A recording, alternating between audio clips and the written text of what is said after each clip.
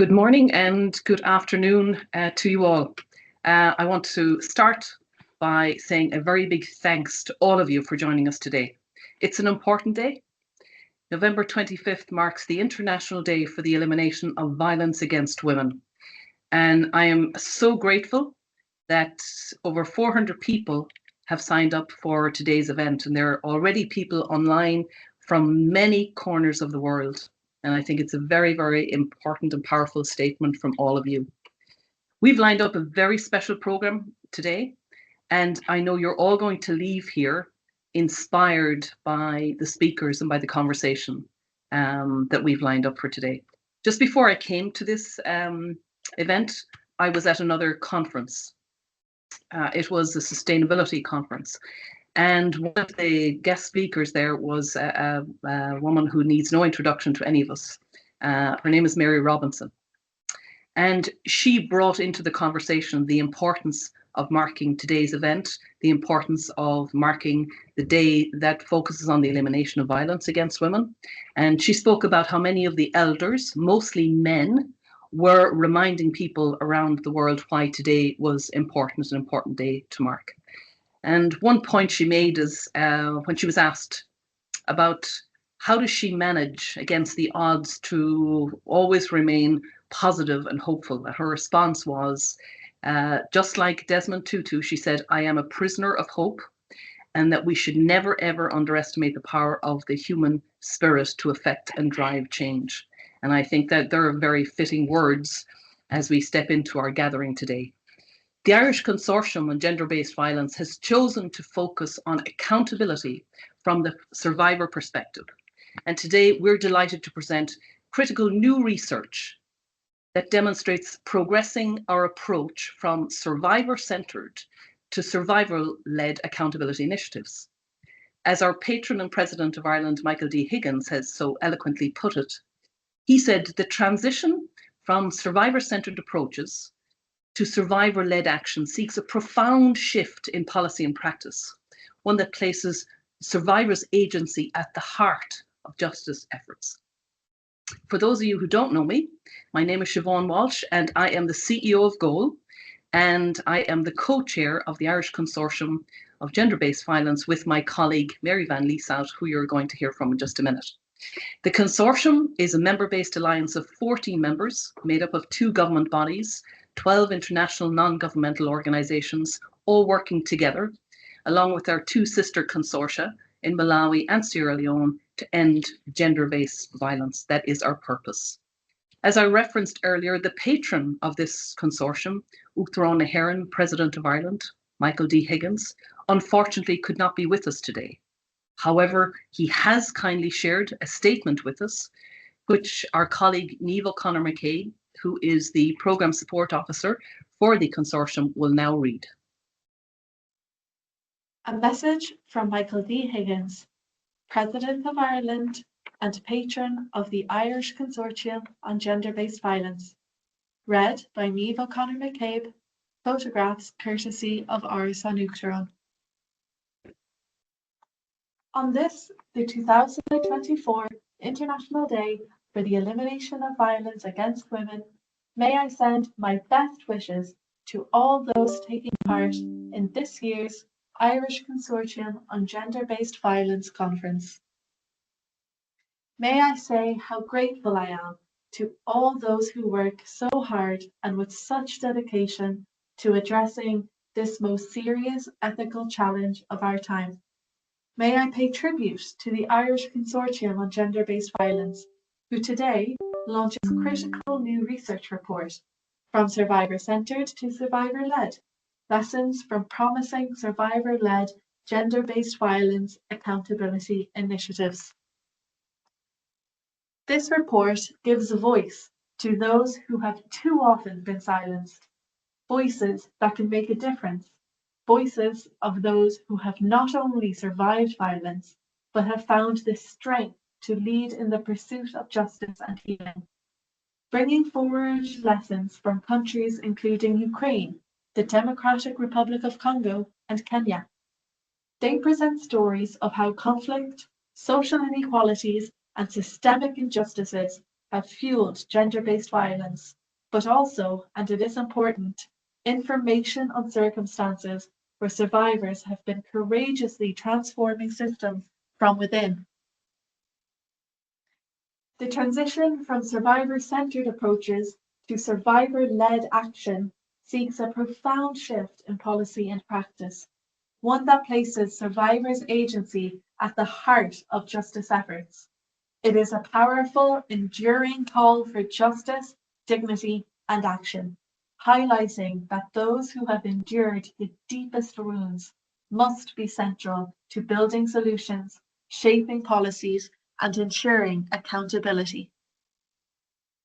There can be no doubt that the crafting of a society with the stamp of an ever-deepening recognition of equality is a duty that must be shared by all, and that any sustaining silence as to the acceptance of a society that allows for injustice, inequalities, and violence to persist unchallenged perpetuates an exclusionary society that fails us all. In being united in commitment and positive action, we can, together, construct the foundation for a better, stronger, and more just society. May I say how greatly proud I was to have been asked in 2015 by the UN Under-Secretary General and Executive Director of UN Women to inscribe my name on the list of those committed to being a He for She champion. In taking up my role as a He for She champion, I, along with a number of other heads of state and heads of government, committed to a campaign which invites people around the world to stand together as equal partners to craft a shared vision of a gender-equal world, committed too to using the influence of our offices to convey a simple but vital message that men must stand in solidarity with women if women's rights are to be fully achieved. Today, on this, the 2024 International Day for the Elimination of Violence Against Women, as we stand in solidarity with survivors around the world, let us be inspired by their leadership and committed to amplifying their voices.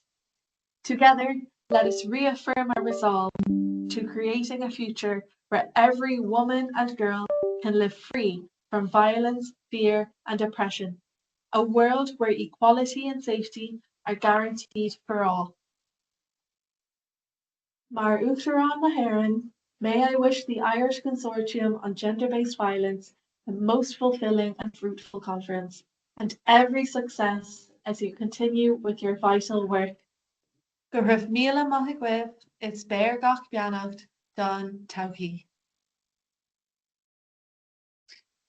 Thank you, Niamh, for reading what was a very powerful and inspiring message from our patron and President of Ireland. I'm now going to hand over to my colleague and co-chair, Mary Van Lieshout, who's going to talk to you more about this really important research and to introduce some very interesting panelists to you. So over to you, Mary.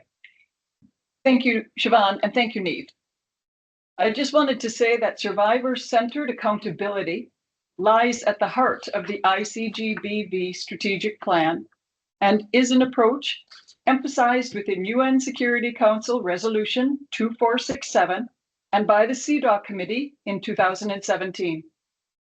However, research suggests that despite well-meaning intentions and transformative potential, survivor-centered initiatives often paradoxically decenter survivors and reinforce the paternalistic and colonial underpinnings of humanitarian protection. In an effort to narrow the focus from survivor-centered to survivor-led accountability, the ICGBV commissioned research to seek evidence or emerging evidence of survivor-led initiatives or practices that have or seek to prevent, mitigate, and respond to gender-based violence in humanitarian and development contexts and peace building. Today, we're very happy to launch our report entitled From Survivor-Centered to Survivor-Led, Lessons from Promising Survivor-Led Gender-Based Violence Accountability Initiatives. Our researcher, Dr. Brenda Kombo, produced an excellent report.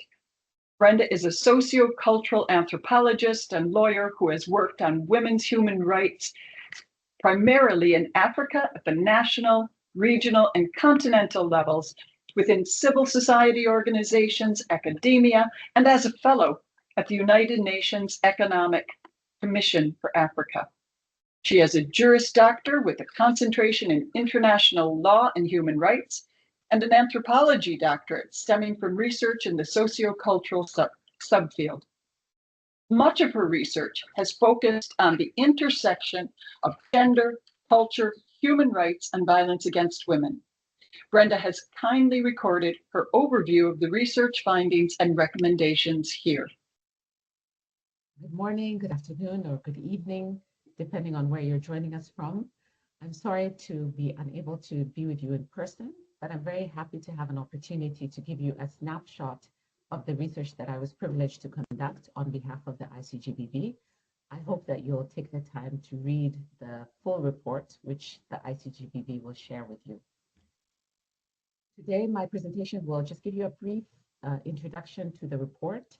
I'll discuss very briefly some of the terminology, explain our selection criteria, and then share some of our findings, which are promising examples and case studies of promising practices from across the globe, provide some highlights from the discussion section of the report, and then share a few of the recommendations. Although I don't have time to explain the methodology, the scope, and the limitations of the report, that's something that you can get from the report itself. Survivor-centered approaches have increasingly become more prominent, particularly in the wake of the endorsement of such approaches by the UN Security Council through Resolution 2467 in 2019.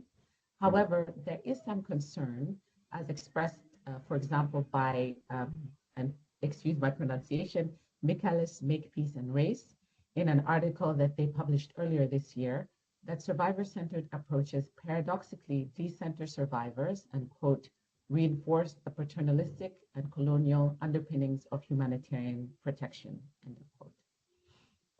Aware of these critiques and seeking to inform GBV policy and practice, the ICGBV decided to narrow the focus from survivor-centered to survivor-led initiatives. This is why the commission, the consortium commissioned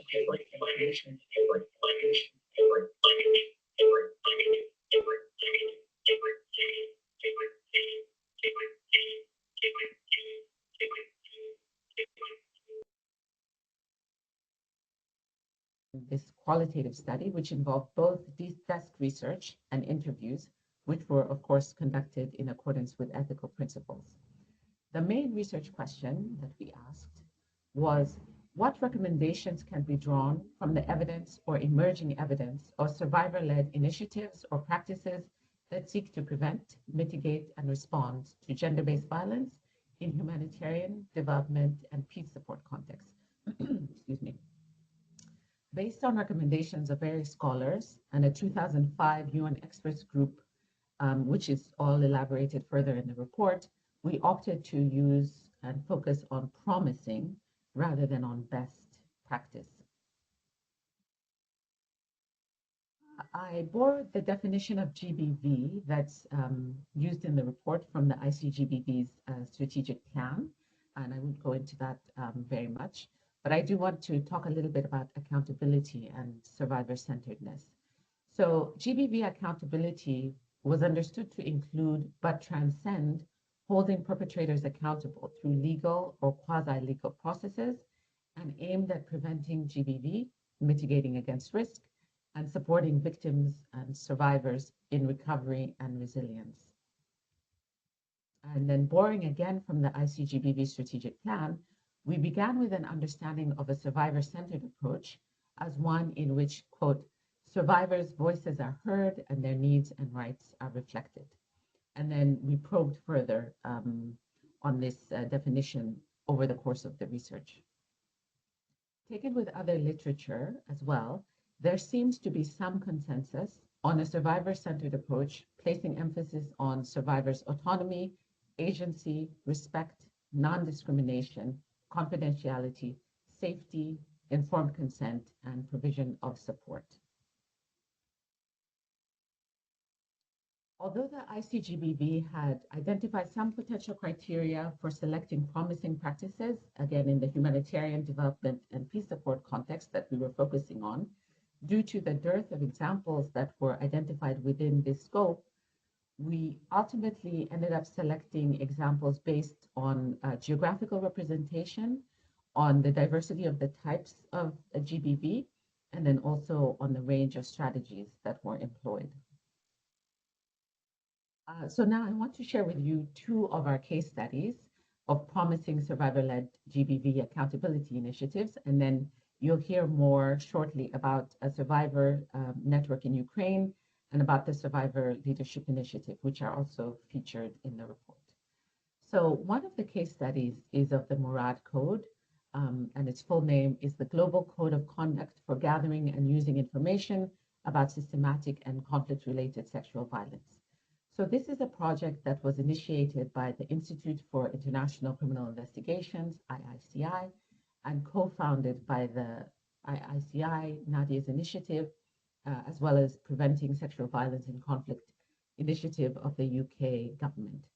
The code has a broad definition of systematic and conflict-related sexual violence. So it covers multiple forms of violence, of GBV, and it emerged out of conversations that revealed conflict-related sexual violence practitioners' desire to better understand the minimum standards to which they needed to adhere whenever they were gathering information from survivors, either for investigation or for other purposes. Although the code project was described as survivor-centered, we learned that survivors have been involved in every stage of the project. So this includes providing insight on even the idea of the project, conceptualizing the project, providing feedback on various drafts of the code. And there are also, right now, there are plans for survivor-led initiatives within the context of the project. Another case study that is included in the report is of the National Survivor Networks, which are accompanied by the Dr. Dennis Mukwege Foundation. The foundation brings survivors together through the global network of victims and survivors to end wartime sexual violence, which is called SEMA, while also providing support to survivor-led networks at the national level in several countries, as you see on the map. The networks focus on conflict-related sexual violence and were reported to be a mix of survivor-centered and survivor-led. This is because the Mukwege Foundation provides operational, technical, and financial support to the networks to varying degrees. And network autonomy is a key goal. The Mukwege Foundation has developed what they call a maturity model in order to guide its work of supporting survivors in gaining the tools to become autonomous. Although we don't delve into them in as much detail in the report, we also provide some information about other examples of promising survivor-led GBV accountability initiatives, and then two of them are emerging practices. You'll hear more during this session about the Tier Funds training manual.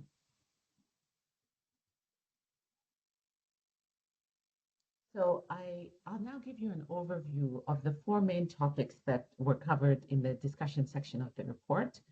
So to begin with, one of the main aims of the report was to understand the distinction between survivor-centered and survivor-led approaches, which I think were nicely captured by a Mukwege Foundation representative who said, and here I'm quoting, "Survivor-centered is where we accompany survivors' activism to determine their priorities and agenda. Our aim is to play the role of a facilitator and create a safe and enabling environment within which the conversations are going to occur. To be survivor-led, then, would mean that survivors are creating these spaces, priorities, and decisions completely by themselves. It would mean that they are regaining their agency and forging their path to healing and recovery on their own." And so in survivor-led approaches, survivors determine the agenda, or as another interviewee indicated, quote, "play a leading role in conception, implementation, and follow-up," end of quote. At the same time, both the case studies and the examples highlighted the facilitation role, or what some called accompaniment, that was provided by non-governmental organizations. And so drawing on the interviews, sorry for the noise, as well as work that has been done by Lewin and other researchers on girl-led programs and the WHO Gender Responsive Assessment Scale, we developed this continuum of interventions involving survivors. So on one end of the continuum, you have what we call survivor blind initiatives, because they do not consider survivors' experiences or perspectives. So in other words, here, survivors are left out. And then on the other end, you have what we should all aspire to, so which are the survivor-led initiatives, in which survivors lead all of the stages of an initiative. So in between, we have survivor-aware and survivor-informed initiatives, and then survivor-centered initiatives. And our research suggests that survivor-centered initiatives can also be called survivor-conceived or survivor-implemented initiatives. So these are initiatives which are conducted with survivors, because although survivors might develop or implement the initiatives, they do not play a lead role in all of the stages. So a second area that the report considers is questions around voice, agency, and inclusion, which we thought, and also the people we spoke to, thought to be of paramount importance. As Dr. Leila Hussein, the Global Advocacy Director of the Girl Generation, Support to the Africa-Led Movement to End the FGMC, said, quote, "All of us are part of the movement, but survivors are our insight. They are the actual intelligence we have in terms of how this is going to end," end of quote. So redistributing power begins with the recognition of survivor status as experts based on their expertise. The case studies and the examples demonstrate how some of the initiatives ensure that survivors have access to funding to run their own programs, and also demonstrate that acquisition of technical language and skills are also essential for survivor leadership. The research also brought to light the centrality of healing for survivor leadership. And then we also looked at questions of inclusion, but the findings demonstrate that both healing and inclusion are quite complex and require further consideration. This brings us to the third discussion section topic, which is on overcoming challenges to survivor leadership. Trisha Nevatia wrote, quote, "Disclosing personal experience of violence is an individual choice that has the potential to bring healing, though it may not always be therapeutic. When my story was held with empathy, it brought healing. When I felt dismissed, it led to me shutting down," end of quote. The research revealed that there were some context-specific challenges, but there were others that were common across different contexts. And so the common ones included trauma, stigma, limited psychosocial support, or the stigma that was attached to seeking psychosocial support, challenges securing funding, insecurity, lack of technical skills required to influence policy and practice, as well as a desire to maintain secrecy. One of the report's key findings was that healing has been one of the ways that survivors have moved toward overcoming challenges to their leadership. And although it's beyond my expertise and also beyond the scope of the report, I do suggest that based on some of the work that we came across, that there needs to be further reflection on the extent to which Western psychiatric labels are universal, so labels like trauma and others. Collective healing, which in some ways might get us out of focusing on Western psychiatric labels, also featured quite prominently in the report. And then the final topic of discussion is success or impact.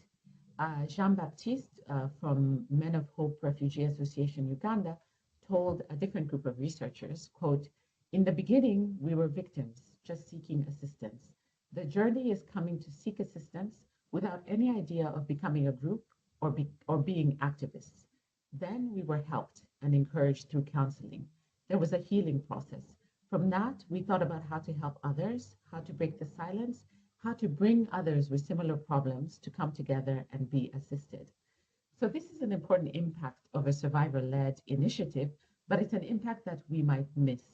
And we might also miss some of the other successes that survivors attest to if we take a conventional approach to measuring success. So most of the initiatives that were presented in the report are less than 5 years old. So it might be too early to evaluate some of them. But what we did find is that the research suggests that we need to focus on more than individual accountability as we kind of rethink how we should measure the impact of survivor-led GBV accountability initiatives.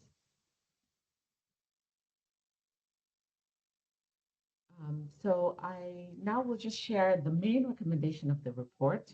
I'll just read this, which is, in recognition of the strength of drawing on survivor expertise to foster a more effective and transformative response to GBV, states, policymakers, practitioners, donors, and researchers must actively fund, offer in-kind support to, provide necessary technical and organizational support to, facilitate survivor access to holistic care, and/or prioritize egalitarian engagement with survivor-led GBV accountability initiatives as relevant to their mandate. We also make other recommendations, specific recommendations that are targeted towards states, towards policymakers, practitioners, and donors. And again, I hope you'll look at this, look for this in the report, as well as to researchers. But I'm going to end here, and thank you very much for your attention. And so to our speakers. We're joined by 4 panelists who are representing organizations featured in our research. Maya Shea, representing the Global Survivors Fund, is an experienced humanitarian and operations professional with over 20 years of leadership in humanitarian aid. She's currently serving as Director of Operations at the Global Survivors Fund in Geneva. Maya oversees strategic and operational functions, fostering a culture of accountability. Before joining the Global Survivors Fund, Maya held pivotal roles at Médecins Sans Frontières, including Innovation Coordinator and Deputy Operational Coordinator. From Tear Fund UK, we have Solange Mbonigaba. Solange is a global gender-based violence and psychosocial support specialist with over a decade of experience in empowering survivors of sexual and gender-based violence. As the pioneer of the A Shared Journey approach, she focuses on building resilience, autonomy, and dignity for survivors through survivor-centered, trauma-informed interventions. We also have Prevna Baghi joining us. Prevna is the program manager for the National Survivor Networks, a project of the Mukwege Foundation. Prevna accompanies and works with conflict-related sexual violence survivor leaders, movements, and networks in different countries that the Dennis Mukwege Foundation works in.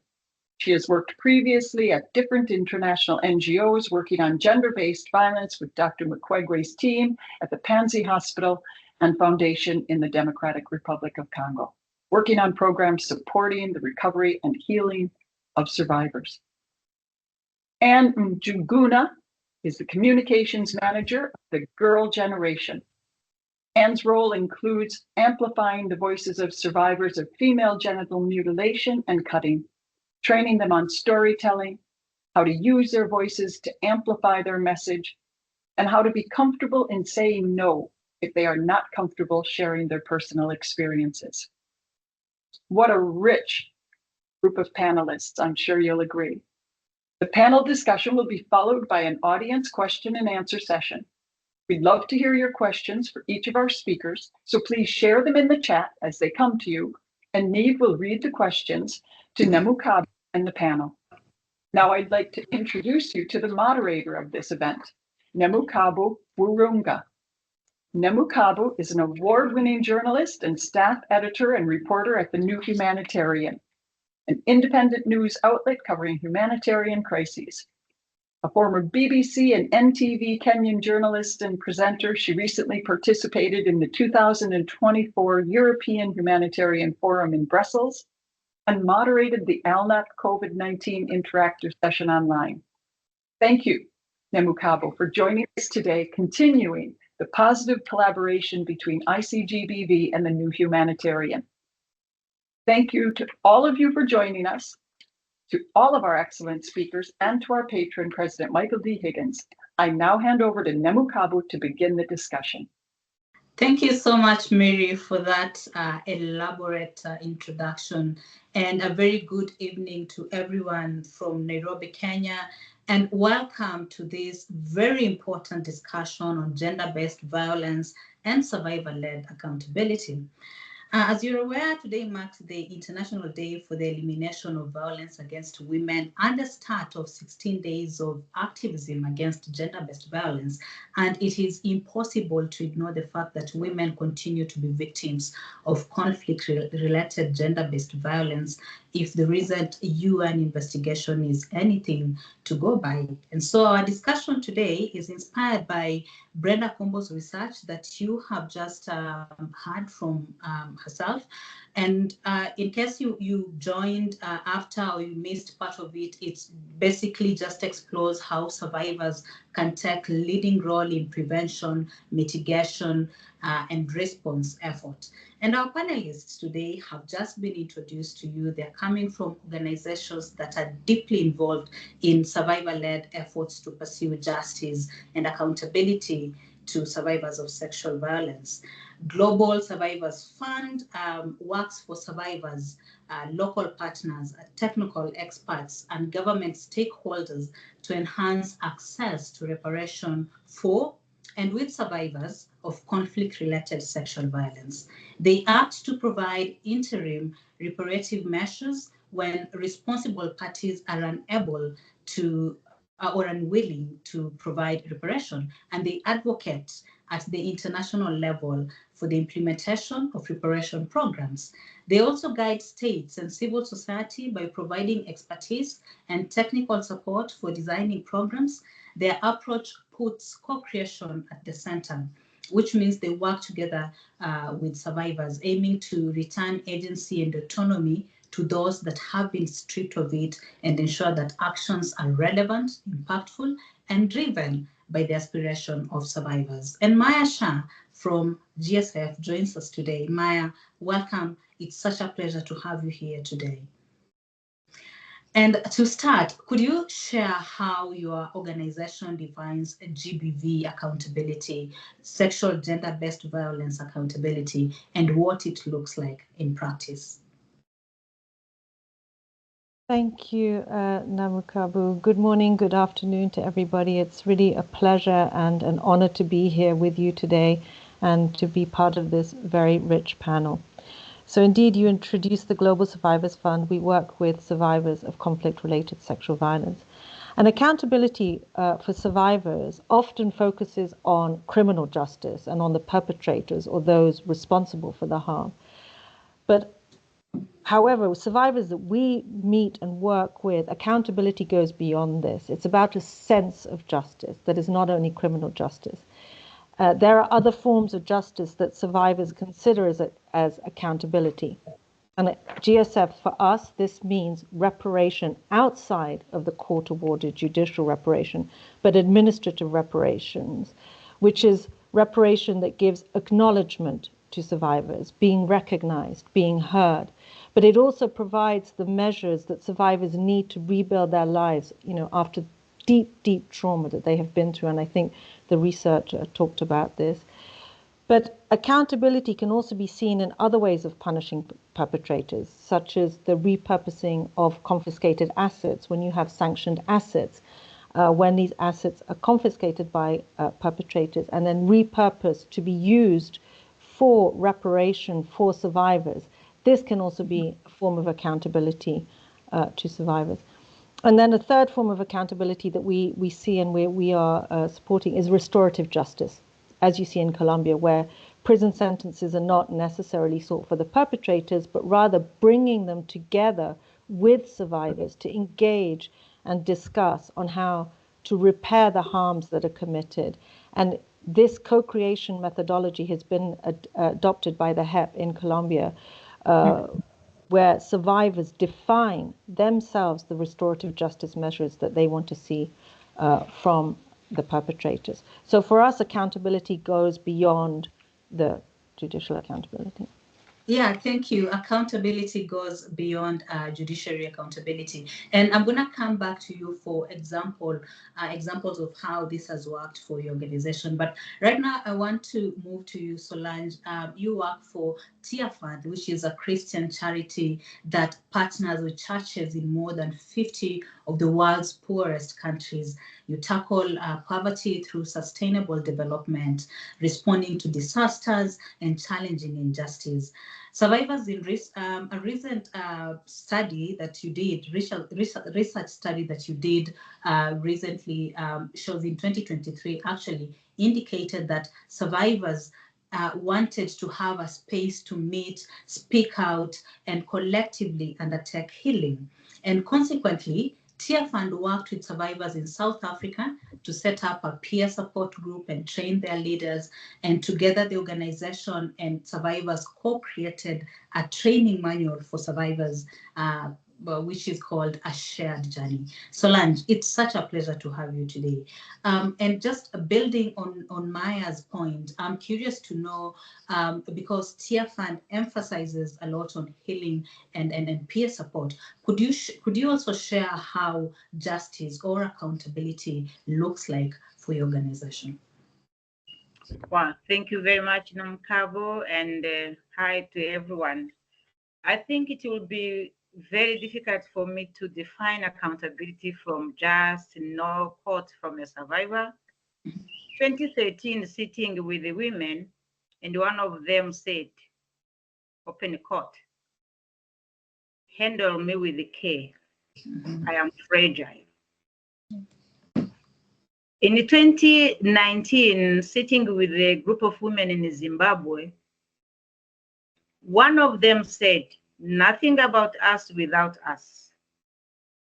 In 2021, in Nepal, survivors saying, we are not just recipients of support, we can play a role. That is where Tearfund has taken this model, these approaches that we are using in responding and preventing to GBV. And for the sake of this conversation, I just focus on my role where I engage with the survivors in the process of becoming the best out of them. Now, hearing the voices of these women, all of them, it gives us responsibilities. And that is where accountability came from, to be defined by Tearfund, that you cannot talk about accountability without having these women in a safe space for healing. After healing, they needed to be together for growth. That is where a support group came from, for them to form a support group, to grow together, and here a shared journey coming into the picture. Beyond that, they needed to amplify voice, because a voice of one woman wouldn't make any difference in what we see in our community. But beyond that, again, using the other approach that I'm not going to touch on it, we looked into systemic change, where we really want to see community being transformed. And as Tearfund being an evangelical organization, we work through churches. That is where we're able to define accountability by looking into those areas: safe space, supportive group, and the collective voice for survivor to be together. Thank you. Thank you so much, Solange. What I'm getting from you is that it is a process. It is not one outfit fits all. And very interesting. I'll be coming back to you for some of these examples and how it has worked out for your organization. But now I want to move to Prerna from the Mukwege Foundation. It is an international survivor-centered, rights-based organization working to change the response to conflict-related sexual violence. They support demands for a world where sexual violence as a weapon of war is no longer tolerated and bears consequences for individuals, perpetrators, and states. They create opportunities for survivors to speak out and be heard, and where they can organize and create change, influence policies, and demand justice and accountability. Dennis Mukwege also Foundation brings survivors together through global network of victims and survivors of End Wartime Sexual Violence, SEMA, which means speak out in Swahili, my native language, while also providing support to survivor-led networks at the national level in Central African Republic, Ethiopia, Iraq, and many other countries. Prena, welcome. We've had very insightful remarks about accountability and justice in its colors, and I'm curious to hear from you too. How does it look like for you?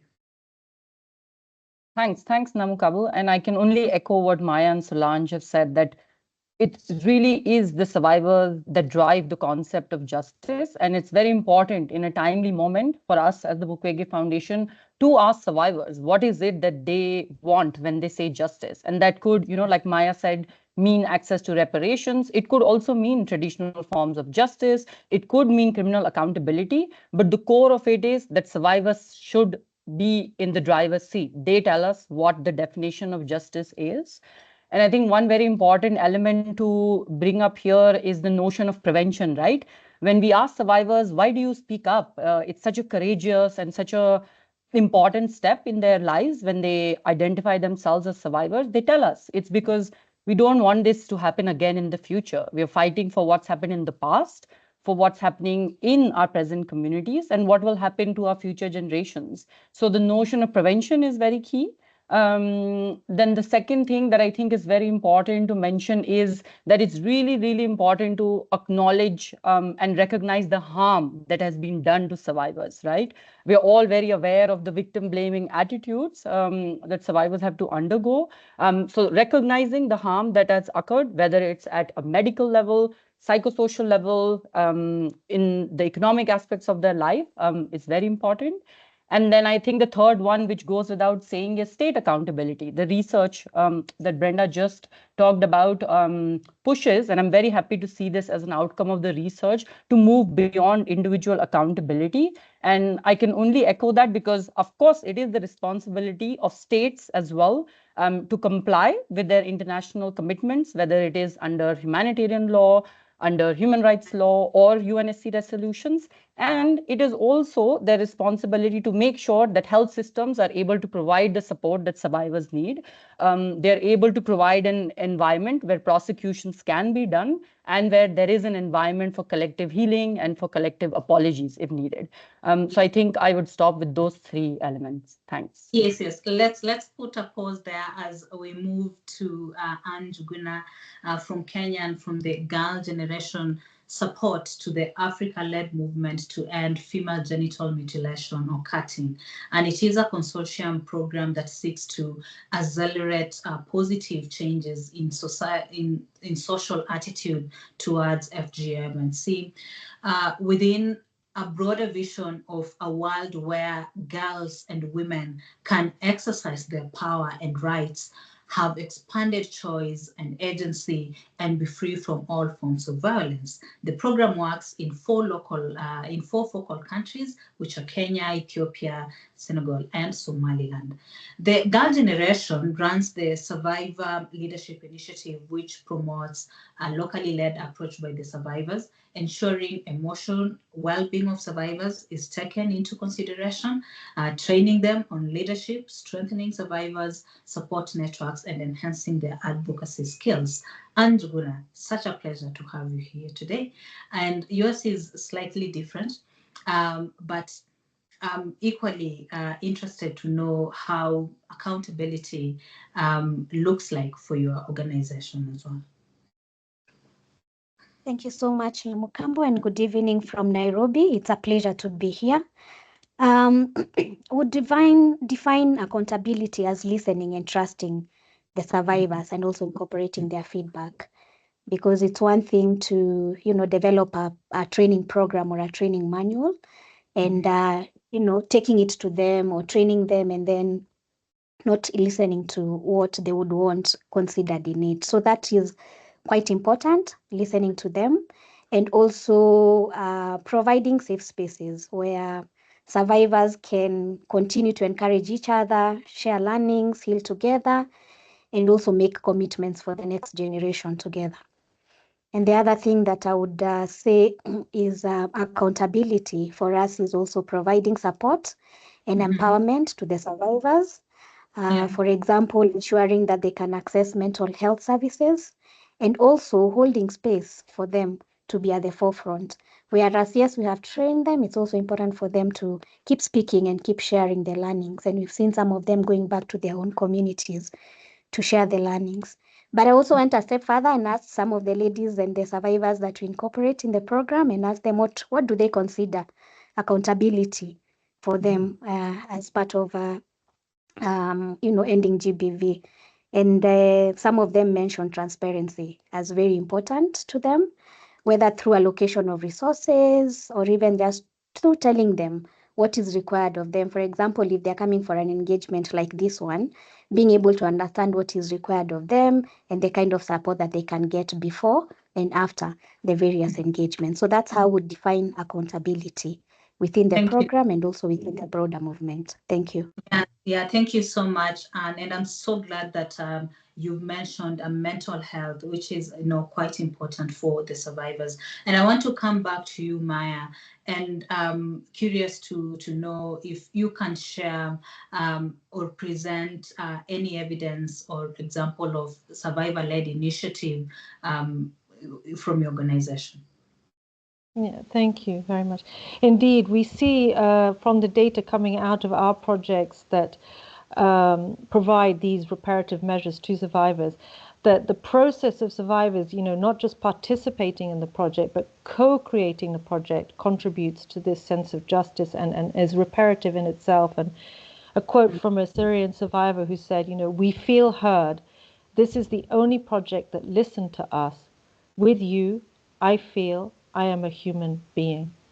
And in all our projects, survivors are involved right from the inception, design, and implementation of the projects. All the projects are also governed by a steering committee that sits, and on the steering committee, it is made up of 40% of survivors. So they really run the steering committee. And then we have a multi-stakeholder approach. So we will invite the civil society organization that we're working with to sit on the steering committee. But the survivors approve who else should sit on the steering committee. And so really they govern the projects right from the start. And I think this leads them to being feeling when survivors co-create projects and they go through this reparative process, it enables them to be more empowered. And actually, what we have seen in our projects, that once they are better, have received psychosocial and medical care, that actually they can go and seek criminal justice. And we've seen this in Guinea, where we had a project for reparative measures. Survivors were given the psychological, medical, and compensation, and then they themselves conducted an advocacy campaign and provided testimony in the trials. Which then led to the government in Guinea putting in place a domestic reparation program. And so now survivors are working together with the Ministry of Justice in creating the normative framework. Yeah, thank you. Thank you so much, Maya. That is a very good example from Guinea. And I know earlier on when we were speaking, you also mentioned an interim reparation for the first time during an active conflict in Ukraine. Maybe we'll get to that later. But Solange, can you also share an example of or evidence of survivor-led initiative that has worked for your organization? Thank you very much again. Touching on evidence, there are many, and our time is limiting. But the most important I can touch on, you cannot have a global survivor network without local network, national or local network. The Tier Fund involvement has been on empowering those network to be formed by survivors and for themselves again. And that we have, like in South Africa, there is a Pepisa Survivor Network that has been now in existence from 2013 up to now, that really speaks at the global. We have a member who is a part of SEMA, and we have also a national speaker who speaks when it comes on South Africa. Yeah. In Zimbabwe, a new survivor network also formed last year, and it's very important that they've been really integrated into government systems where they are now recognized part of the referral pathway in the country. Comes to Nepal, as I've been touching on those contexts, Nepal has included the voice of survivors in their policy making, at least on developing the guidelines. And I can name so much. Around the reduction of stigma, the survivors are now normalizing the situation to speak in their community advocacy. I can go on and on, but there are many. Thank you. Yeah, thank you. Thank you so much. I'll come to you, Prerna. Please, an evidence or evidences of survivor-led initiative that has worked for your organization. Thanks, Namukabo. And it was interesting to hear my fellow panelists give examples. I think the one that really comes to mind, and I would want to take the focus a bit back to the global, is that SEMA last year has been working on publishing a call for action. So this is the survivors' call to action, and it's 13 really powerful demands that they have set out as the global network for the international community, for states, on really practical steps that they can take to make sure that their voices are heard, that they have access to redress, reparations, and that perpetrators can be held to justice. And it's really them who've driven this forward. All we've done is play the accompanying role. So I think this is a really good example of a survivor-led initiative, which is now, its own entity. And I'm very happy to share the link in the chat if there are other people in the audience who would want to read it. Yeah, thank you so much for offering that. And to you, Anne, what are some of the evidence that you can share with us on survivor-led initiative that has worked for your organization? All right, thank you very much. I think if I could start from how we started with a training where we brought together survivors of FGMC. And after the training, some of them were able to access small grants. And they went further to replicate that particular training that they received, because the training had two components, emotional healing and mental well-being, and also now survivor leadership training itself, where they are trained on how to run organizations. And so what happened is that we realized one of the women created what we call mother-daughter forums, where survivors of FGMC would gather together to explore the impact of FGMC. But it wasn't just a dialogue. It was more about, this hurt me as your daughter. And then the mother would say, it also hurt me to see you go through what I also knew that was wrong for me. And one of the things that was coming out of that was the women and the younger mothers were saying that we forgive one another, both the mother and the daughter, but also going a step further to forgive, to make a commitment and say that this will not happen to my daughter. And so you see that there's that generational commitment to stop the trauma, the generational trauma. Then the other thing that we saw as evidence is also some of them beginning couple forums or smart couples. Again, FGM happens within the household, so bringing together a mother and a father who have a daughter, a younger daughter, and they get to both understand and go through that conversation, so that at the end of the day, there is no that dialogue where the father insists that the daughter has to go through FGM and the mother is refusing, or vice versa, so that they're able to also just have one joint decision making. Another evidence is on accessing grants, because survivor-led organizations hardly receive grants. And so that's part of some of the evidences that we are seeing that are working as supporting to survivor-led initiatives. Thanks. Very deep insight, very eye-opening insight. Thank you so much for staying with us. We are almost at the tail end of this conversation, and we'll be taking your questions very shortly. So please send in your questions. We're going to address them very shortly. And Maya, let me just come back to you, and I'd like to know what resources have survivors found difficult to access, and how is this being addressed? Yeah, thank you. I think we all see that we're all aware that, accessing psychosocial and healthcare is something survivors find difficulty in addressing, but we're also seeing other forms. The acknowledgement, I think, is, Prana, you mentioned earlier, about the violence that they have endured, acceptance by the family and communities.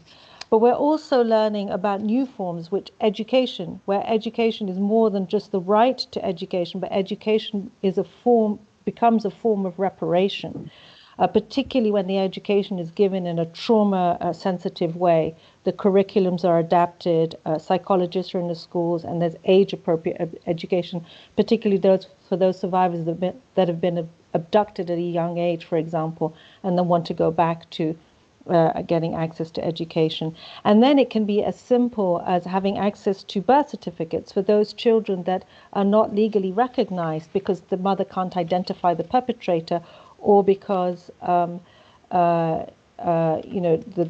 child is simply not recognized. And so this we can either do through changing laws or accompanying survivors through the administrative process. But I think a point about the acknowledgement given by governments through the collective measures, and Prana, you also talked about this, is so important. This public recognition that survivors don't have access to through statutes or memorials and public apologies. Yeah. Yeah, thank you.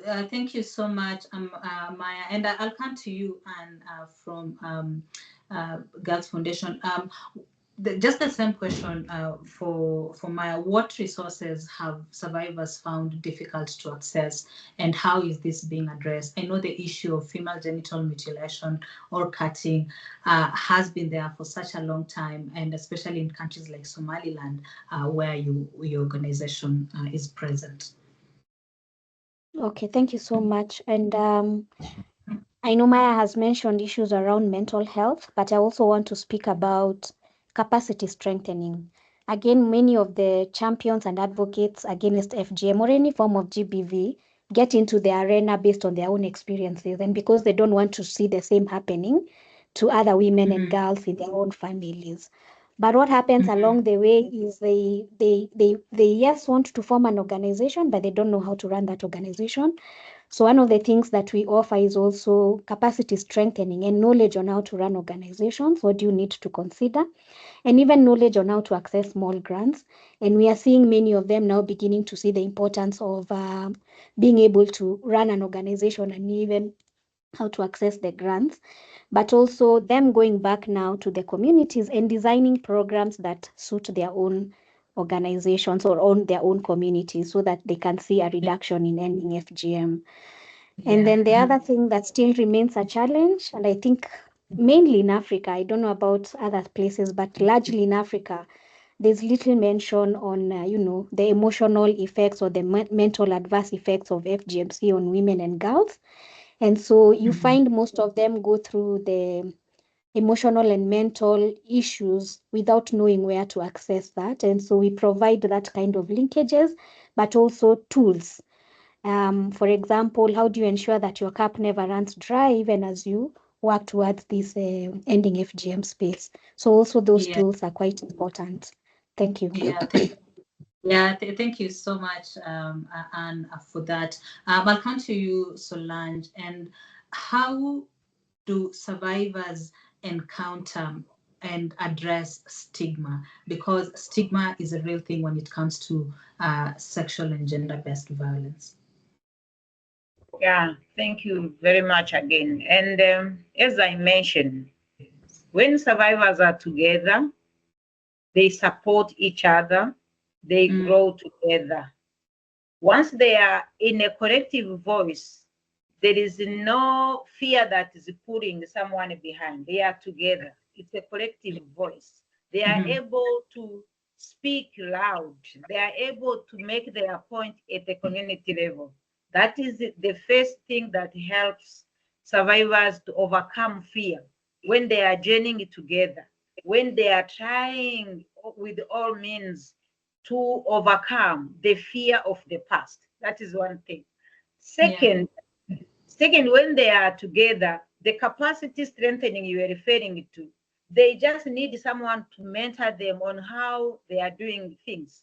Once they are confident in what they are trying to do, stigma is reduced. But the challenge that they are facing in this aspect of stigma, it's a decision-making space where people still seeing, or organization is still seeing them not ready to sit on decision-making space, which is a really, really gap that we wish to challenge ourselves, international NGOs or any local NGO, to understand that they earn a space on that table and they have what to offer. Stigma is achieved from that point of view. Thank you. Thank you so much, Solange. Prerna, is that the same for you, or it looks different for the survivors that that your organization has dealt with? I think stigma is a very, very lived experience for a lot of survivors, right? In a lot of countries that we all work in, conflicts have not ended. And even in countries where conflicts have ended, stigma comes across in daily interactions. When you go to the market and someone says, oh, I don't want to buy products from you because I know you're from the opposite party. Stigma plays a very key role in relationships, in the relationships that they have with children who are born from sexual violence, roles that survivors play as parents, the loss of productivity that they face, or even issues of self-esteem.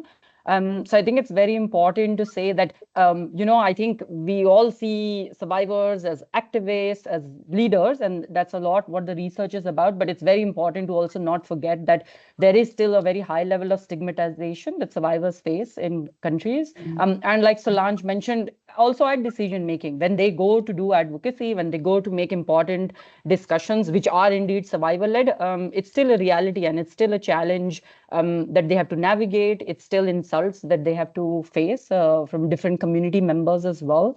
So yeah, I think it's quite important to remember that it's another battle that a lot of survivors that we talk to and we work with, and like everyone else here have mentioned, face on a daily purpose. Yeah, thank you so much, Prerna. And we do have questions from our audience. I'd like to take one for now, and we have Nasima, who's asking, could the speakers share their insights on the connection between accountability to survivors and the increasing focus on engaging men in gender-based violence prevention? And response, what are your views on men's engagement trend, and could share any key learnings from experience? I'll start with you, Maya. Yeah, thank you for that question. Actually, in our project in Turkey for Syrian survivors, it is mostly male survivors that are coming there. And so there we see really how male survivors are engaging in this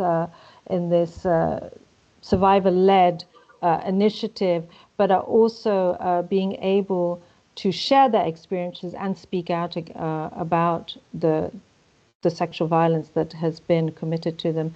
So I think it's also showing that sexual violence is not just to women, it also happens to men. And to you, Anne?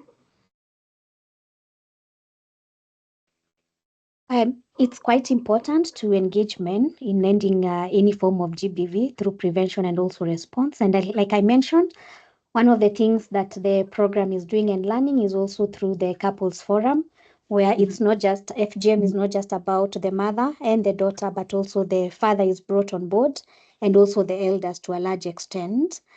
And that has proved to be a success, where both parents are able to make a joint decision, or even the men in the community are able to make a joint decision. The challenge remains where, because FGM has primarily been looked at as a cultural issue, the challenge has remained in the area where we are very sensitive about what men think, what they want, rather than what the survivors themselves think and what the survivors need. So there's need to balance that when engaging with the men so that we can be able to see good results on both ends. Thank you.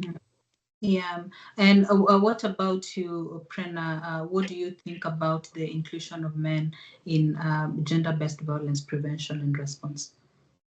Thanks for this question. I think another element to add, my colleagues have already mentioned a lot, is also men as support systems in families, in relationships.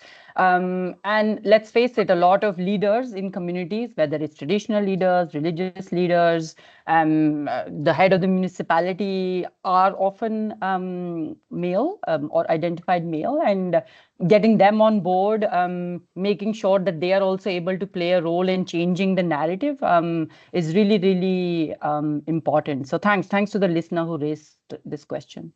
Yeah, and then finally for you, Solange, as I also open up the platform for you to see the questions that are coming in and select what you want to answer, just respond to that question on engaging men in gender-based violence prevention and response.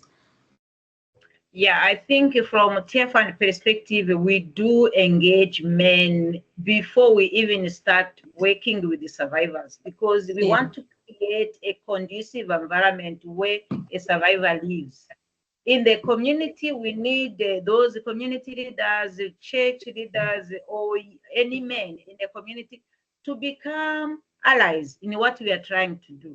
That is where we cannot work with one approach in one community. They have to work together to ensure that we are creating a safe space for a person to heal. But how does that healing will be sustained? It will be sustained when there are no other stigma coming, where there are no more rejection, where there is a welcoming spirit, you know, in the community. And remember, we are dealing with the broken relationships. It's not about men or women only who's facing those issues around the broken relationship. Then the role of the church is to the role of TFN is to restore relationship at the community level. Thank you so much, Solange. We do have questions from our audience, and we want to address them now in the public chat, and our panelists, you can look at the questions and respond to them. But I think Niv will also help us in reading out the questions.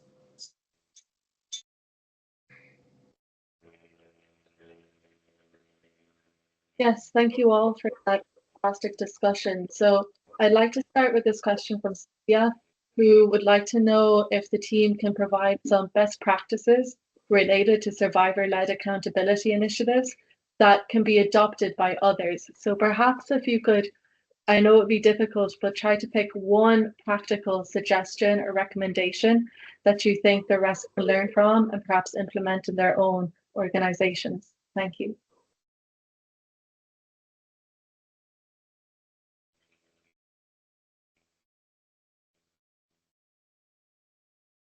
Perhaps Maya, would you like to start? Yeah, Maya, your hand is up. Go ahead, please. Thank you. I think the most important is always having survivors present at every conversation, at every discussion, meeting, project, whatever you do. If you want to really have the survivors' voice and survivors being part of the initiative and leading initiatives, they must be present at all discussions. So I would think the most important is having survivors involved at all levels of discussion or decision making.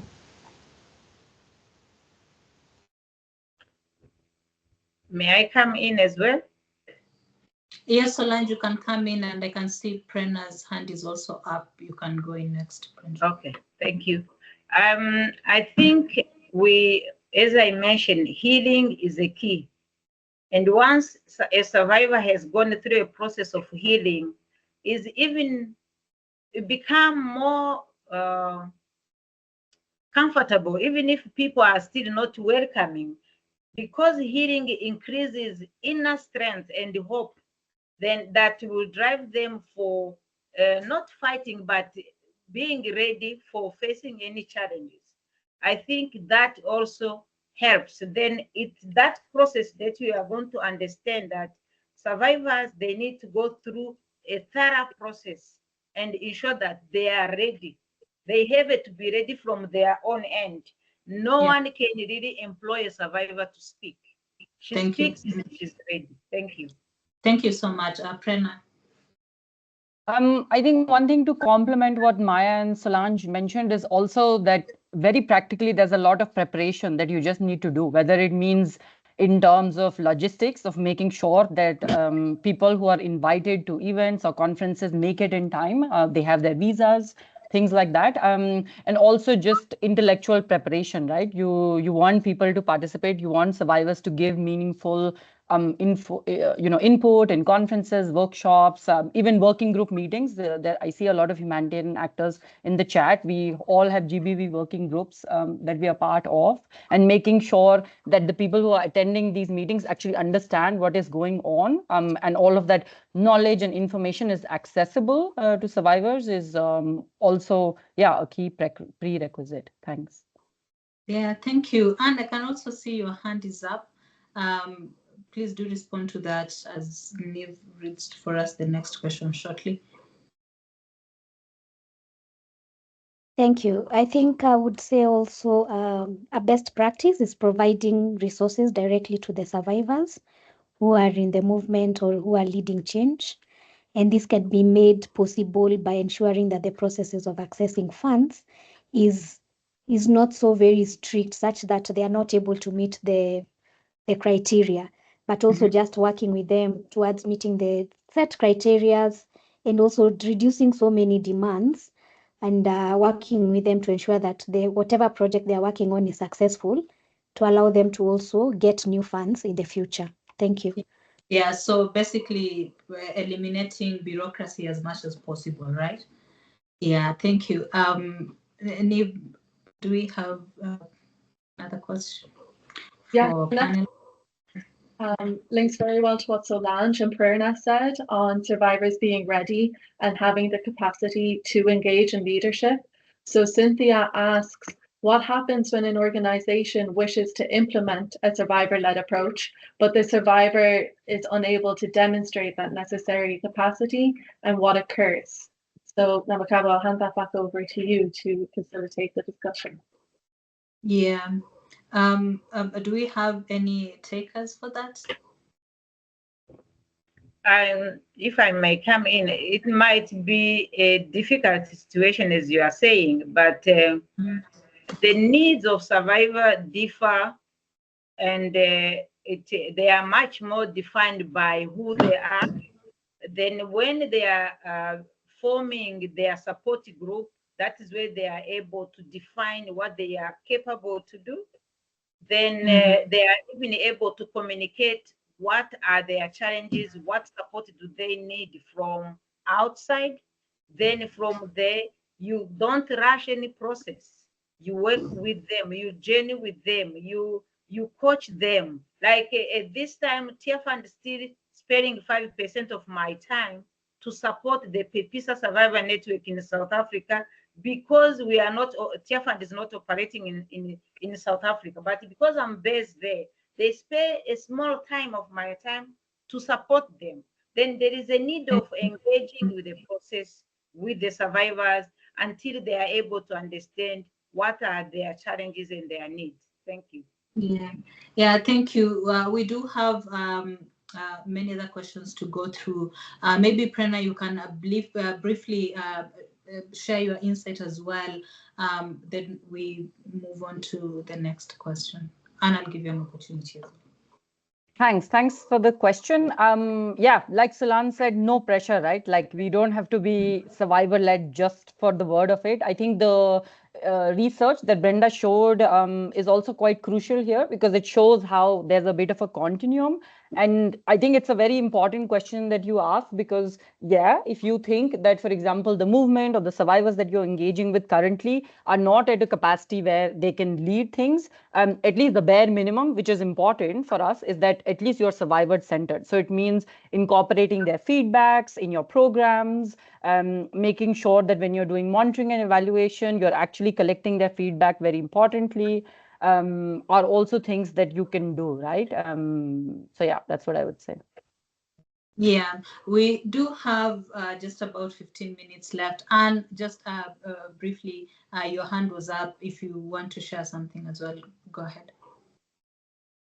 Yes, I wanted to respond around, what happens in a situation where you find someone cannot demonstrate capacity.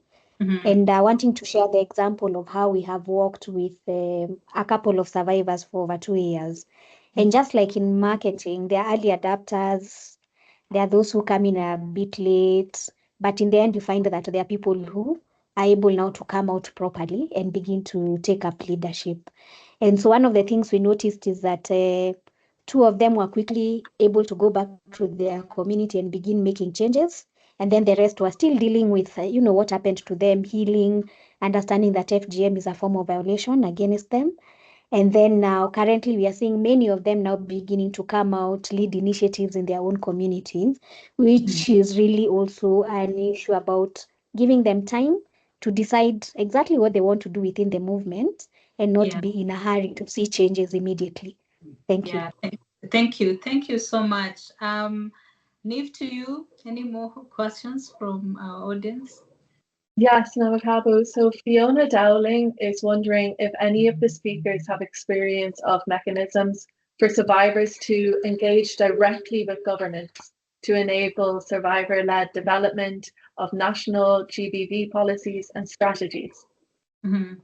Yeah, thank you. Quite interesting. I think even when I was reading out the company profiles, government accountability and all that was part of it. So I'm inviting you to respond to that. I'll start with you, Solange, if you have anything, and then I'll go to Maya. Thank you very much. I think in my submission around the evidence, I made a clear relationship between the survivor local network or national network with their government. How do they engage? Like in Zimbabwe, I indicated that survivor network has been adopted, integrated within the referral pathway by the Ministry of Women's Affairs, which is a key achievement that we never expect to see it coming quick. In Nepal, I mentioned that the voice of survivors has been shaping the policies guidelines that are being developed around anti-human trafficking in the country. And in South Africa, we have also Pepisa Survivor Network being part of the rapid response team. And they also sit on the national strategy on GBV. They have a section where they collaborate with the government in their reporting. There is a possibility once they know what they want and you journey with them on how they can do and use all resources that are surrounding them. That is what I can touch on.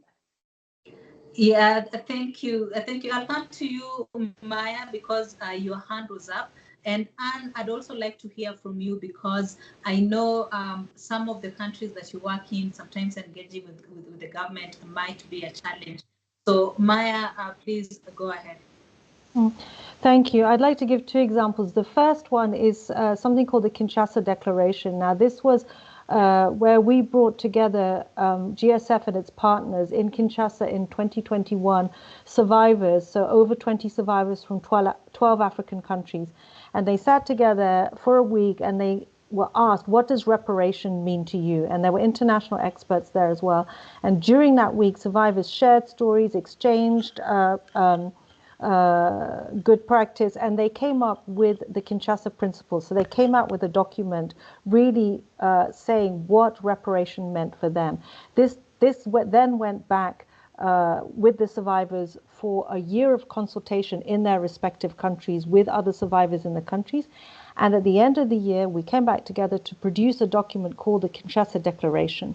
This declaration is now being used as a national advocacy tool, an initiative in those 12 countries that participated in this, and is being really, the recommendations are being used as an advocacy tool for national governments to take their responsibility to hear what survivors want. So that's the first. The second example I would like to share with you all is about Ukraine. Right, in the ongoing conflict in Ukraine, the government has decided to provide reparation, interim reparation to survivors of conflict-related sexual violence.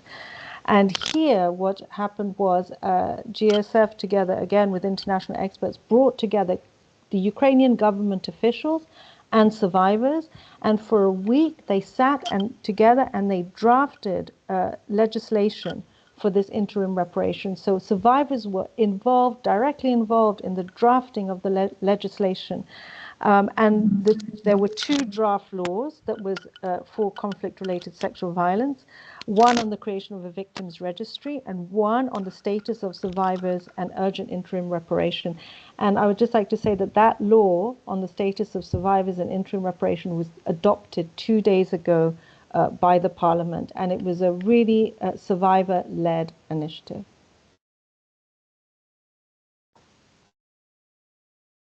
You're mute, Namukaba. Sorry, thank you. That is a wonderful news to hear from you, Maya. And I'm interested to hear how you engage with some of these governments. Your work is in female genital mutilation, which is such a sensitive and complicated issue when it comes to the communities that you work with. Thank you so much, Namukambo. And I want to share two examples, and I want to share the example in Kenya, where last year we had a round table with the Kenya Anti-FGM board together with the survivors, but also with the Ministry of Health. And we allowed the survivors to speak to government, speak to the Ministry of Gender, and share their concerns. And one of the things that was coming up was the importance of having a national-led survivor network for the survivors of FGMC, which has not been there, but it's one of the things that they are now working. They have begun working on, and it's alive, I would say. And then the other example is also towards the recently approved national anti-FGM policy in Somaliland, which has taken decades. But this has been as a result of the survivors continuously speaking and engaging with governments, and also sharing what they would want to see even in the policy, together with other organizations that we work with, like ActionAid in Somaliland. So I would say that the biggest role for organizations like ours or programs like ours is to open doors for survivors to engage directly with the government, because then we have the linkages, and then allowing them to now, speak and share what they would want to see governments do more or even better in terms of engaging with survivors, primarily of FGMC. Thanks. Yeah, thank you. Brenda, your hand is up. I think another instance is also to look at countries in transition. So, for example, transitional justice processes in different countries. An example that maybe is good to share is of South Sudan, where you have SUNS, the National Survivor Network, and they've been very heavily involved in the advocacy on the transitional justice bills.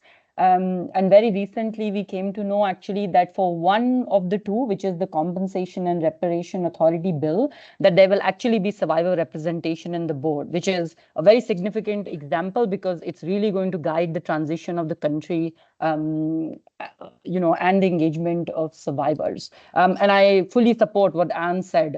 As international organizations, as national organizations, it's really important that we also create those spaces, create that holding space for survivor movements, networks, leaders to be able to engage with government authorities and mechanisms.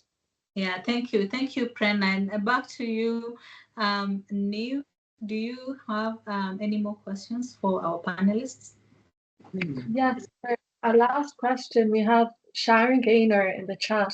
She's very eloquently outlined financial abuse in the context of post-separation abuse. She references no maintenance being paid to spouses or children, or women being dragged through courts, running up debts, joint names with excessive interest rates and mortgages. So her question is if there's any advice from the panel on obtaining financial restorative justice for survivors. Yeah, thank you. Wonderful. That's last question in our chat. Please do stay with us. We are almost there. Maya, I saw you clapping. Would you like to take that one?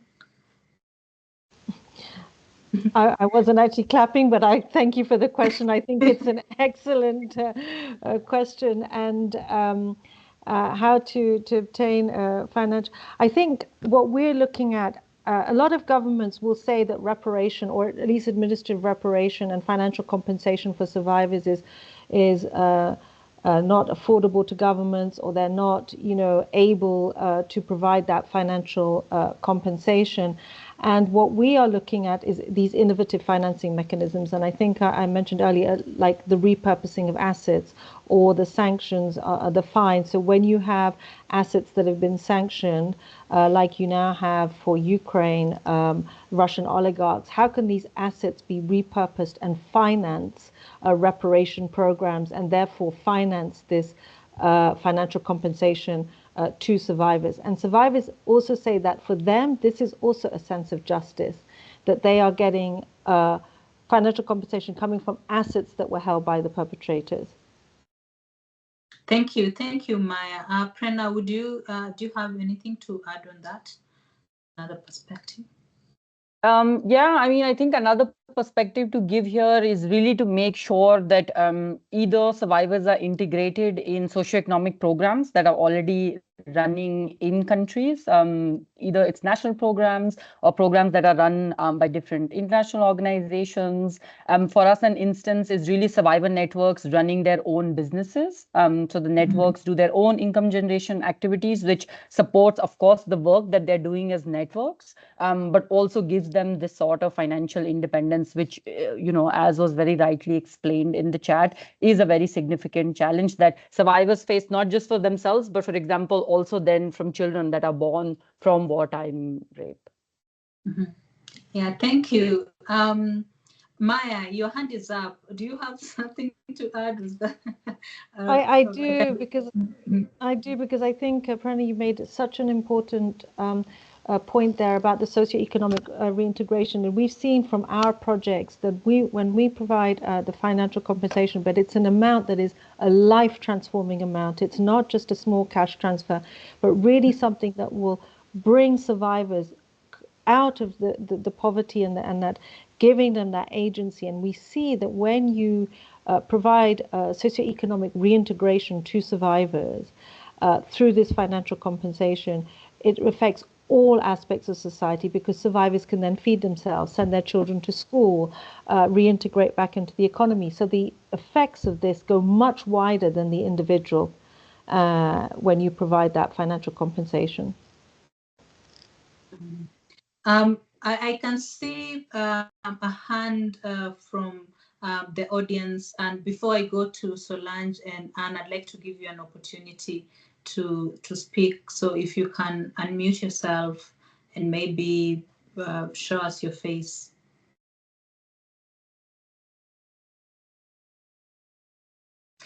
Maybe as they prepare, Solange, do you want to respond to that? From Tear Fund experience, we looked into that aspect where economic abuse was one of the other area that survivors were bringing out, how they suffer in their home. And from there, we tried to integrate economic empowerment in all programming that we do that include survivors. And they also, in their support group, they normally do things together that can increase aspects of economy in their lives. A good example, recently I visited Zimbabwe, even Myanmar, And women welcomed me with the trays of mushrooms and powder soap that they've started making themselves, and singing that economy in their home is improving. Then whenever we are doing any programming at this time, we have to integrate the aspect of economic empowerment to ensure that we deal with the IPV at the family level. Intimate partner violence. Yeah, thank you, Solange. Mohammed, do you still want to ask your question? Your hand was up.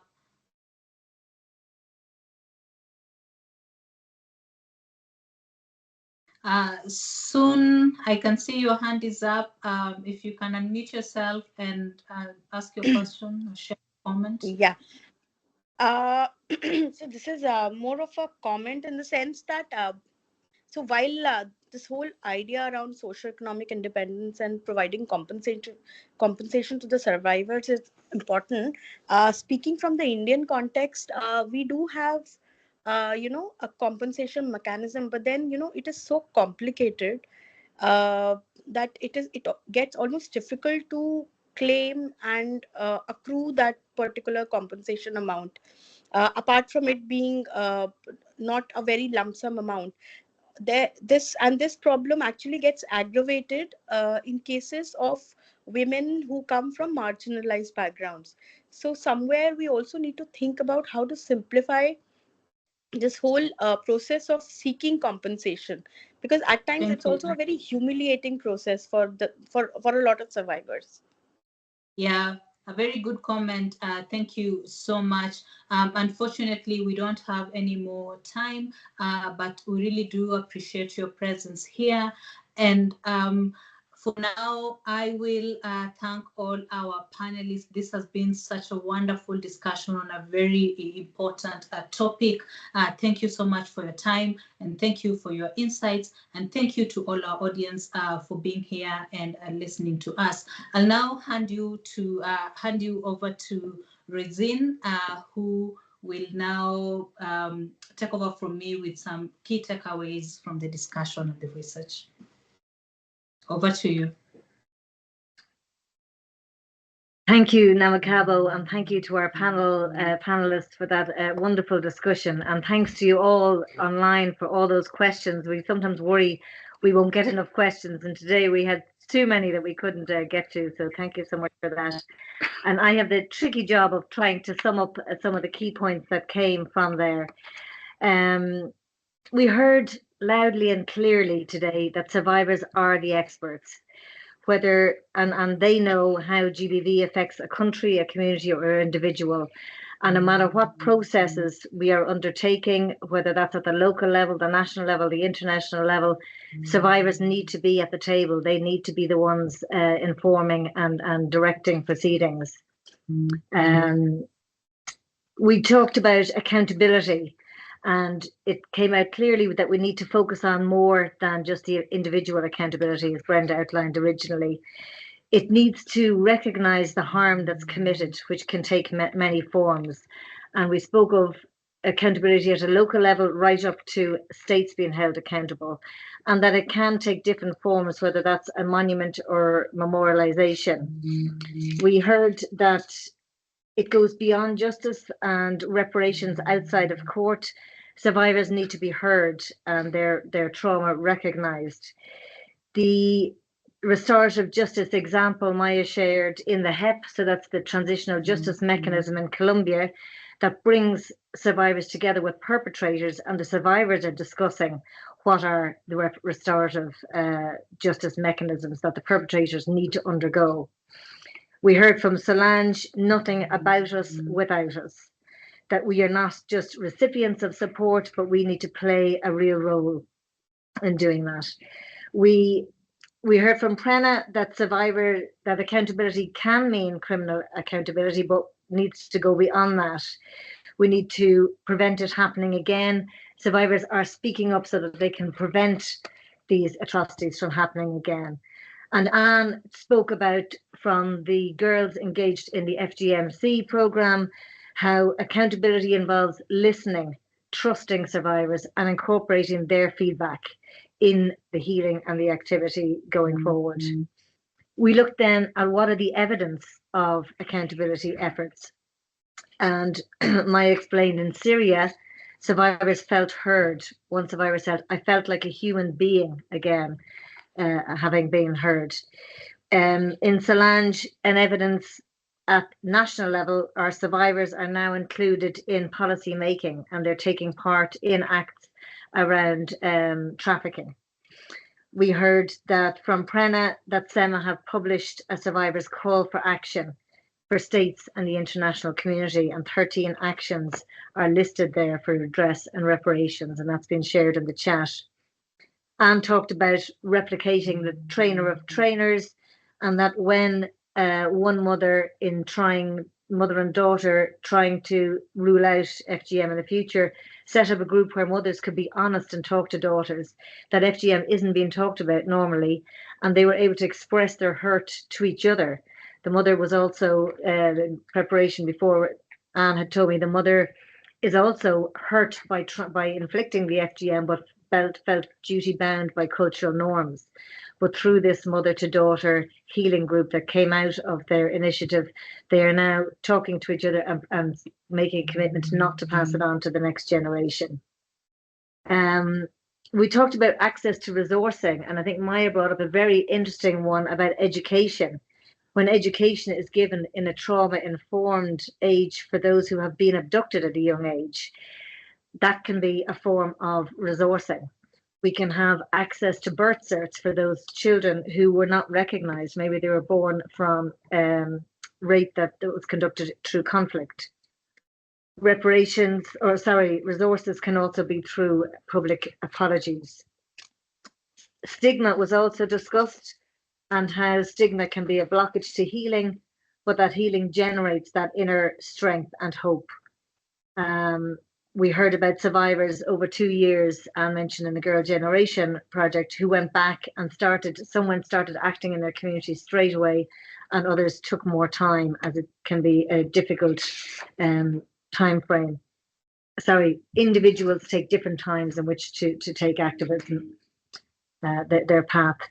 And we heard the really strong cases from a national level. The Interim Reparations Act passed only 2 days ago within Ukraine, which was wonderful news, and we celebrate the Global Survivors Fund to hear that. And I think it was the first time these initiatives took place in conflict. So conflict is ongoing, yet the government has sat with survivors to listen to what they're saying, and together produce 2 draft laws, one on the victim registry, but the Interim Reparations Act that was passed 2 days ago, which is fantastic news. Just to summarise then to sum up, we want to say that the message we opened with was from our patron, Michael D. Higgins, and to say that he also, it's fitting to close with his words, that today on this, the 2024 International Day for the Elimination of Violence Against Women, also referenced by Mary Robinson, as we stand in solidarity with survivors around the world, let us be inspired by their leadership and committed to amplify their voices. The initiatives today are all featured in the research. The report will be on our website, www.gbv.ie, and you can follow us on LinkedIn and Twitter, X. And you will receive an email today with a link to the research, and it also has a couple of very short questions that we'd be delighted if you could respond to help our future work. I want to thank our patron, Michael D. Higgins, for his powerful message, to thank our chair, Siobhán Walsh, and co-chair, Mary Van Lieshout, to thank Niamh O'Connor McCabe, who did excellent work in preparing for this, and all the social media, and also working on the research. Thanks to our brilliant researcher, Brenda Kombo, and our excellent moderator, Namukabo Wurunga. Our panelists, Maya Shah, Solange Mabondigama, Perna Baji, and Anna Njugana. Sorry, Anne. Thank you all so much for your rich and I think a diverse participation. We had different levels and different types of GBV captured today. So to close out what was a challenging session, we need to hold on to hope as we continue to fight for an end to GBV. So we have a video for SEMA, the national networks, to remind us of the importance of survivor voices and the power of co-healing. In it, you'll see the strength of spirit, of community, of healing. And we need to continue on with hope. And as Siobhán mentioned, Mary Robinson had quoted Archbishop Desmond Tutu that she's a prisoner of hope. So let's go out with this short video to bring us hope. And thank you all for joining.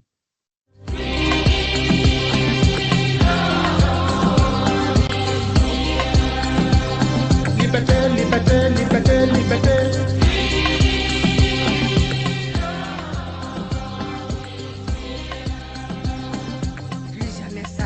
Never again, not on our bodies. Honorons nos sœurs tombées dans le combat. To honor our sisters who fall. Nous sommes plus fortes que jamais. We are stronger. Oui, que la lutte continue. We fight on. Brisons le silence pour dire non aux violences sexuelles. Never again, not on our bodies. We break the silence to say stop sexual violence. ኢትዮጵያ ነጻነት ያው በልጆቿ ትከበራለች። አፍሪካ አንድነታችን ህዝና ወደ ላይ ከፍ ከፍ እንበል። ድምጻችን ይሰማ።